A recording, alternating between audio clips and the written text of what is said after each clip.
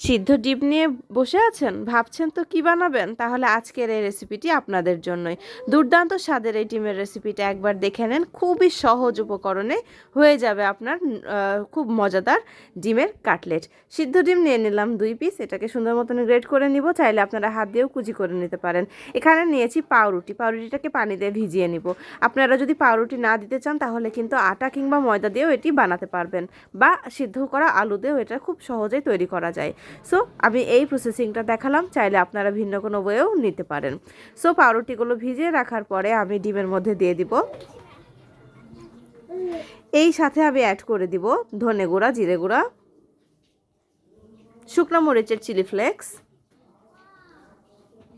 সাথে দিয়ে দিব আদা রসুন পেস্ট, তার সাথে দিলাম লবণ, কাঁচামরিচ, আর আছে পেঁয়াজ কুচি, আরও দেবেন ধনে পাতা।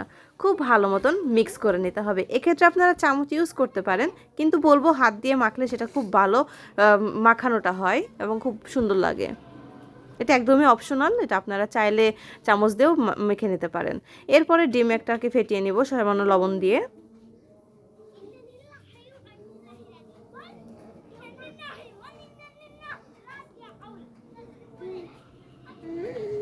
হাতের সাহায্যে মেখে রাখা উপকরণগুলো চারকোনা কিংবা গোল কিংবা চ্যাপ্টা করে আপনারা তৈরি করে নিতে পারেন। কাটলেটের শেপ অনুযায়ী এটা করে নেবেন।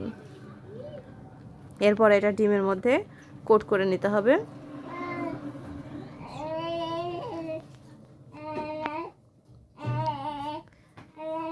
সাথে আছে ব্রেড ক্রাম্ব, কিংবা আপনারা এখানে মুড়িটাকেও গুঁড়ো করে নিতে পারেন।